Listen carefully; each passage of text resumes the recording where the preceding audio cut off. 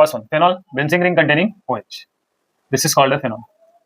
When react with 3 moles of Br2 in presence of water, that is bromine water ही हो गया, bromine water.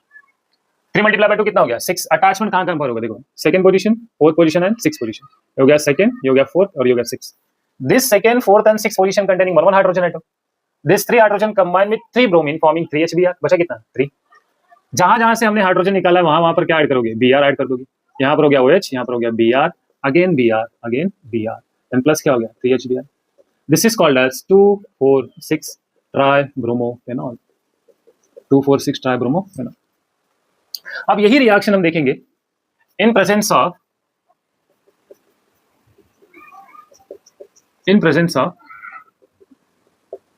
Carbon disulphide eight low temperature. क्या होगा?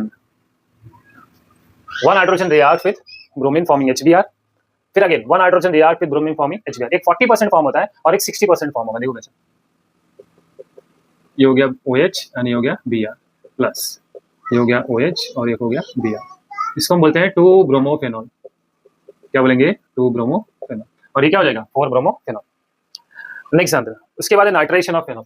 समझा कि नहीं सभी को? अब देखो यहाँ पर आपको क्वेश्चन नहीं होना चाहिए सर यहाँ पर एक बेंजीन है वहां पर दो बेंजीन, क्यों ऐसा? क्योंकि देखो ये 100% है. कितना है? 100%. 100% का दो पार्ट में डिवाइड हो गया. एक बना 40% और एक बना 60%. Para position, that is the fourth position, is always major product के बाद हमें जो चौथी पोजीशन होती है ना, हमेशा मेजर प्रोडक्ट रहेगा. चलो सेकंड बात करते हैं, nitration of phenol. Nitration of phenols. Then benzene ring containing OH, this is called a phenol.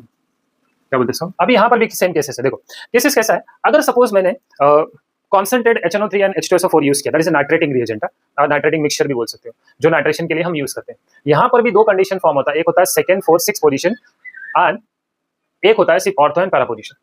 तो second, fourth and six position का फॉर्म होगा जब ये डायरेक्टली, अगर एग्जाम में आपको पूछा कि write down the reaction of phenol with concentrated H2SO4 and concentrated HNO3, या तो डायरेक्टली पूछा nitration of phenol.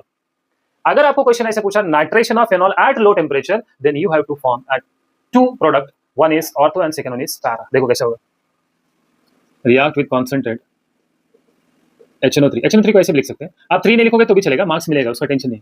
Concentrated H2SO4, ये डिहाइड्रेटिंग एजेंट का काम करता है, nitrating introducer of NO2 group को इंट्रोड्यूस कर रहा है. अब ध्यान रखना क्या होगा, second, fourth and six position का हाइड्रोजन, एक हाइड्रोजन, तीनों हाइड्रोजन इस तीन OH के साथ कंबाइन में क्या बनेंगे? H2O. बचा 3 नाइट्रो ग्रुप. जहां पर हमने हाइड्रोजन निकाला, जहां से हमने हाइड्रोजन निकाला, वहां पर क्या ऐड कर दोगे? NO2. क्या होगा? NO2. This is called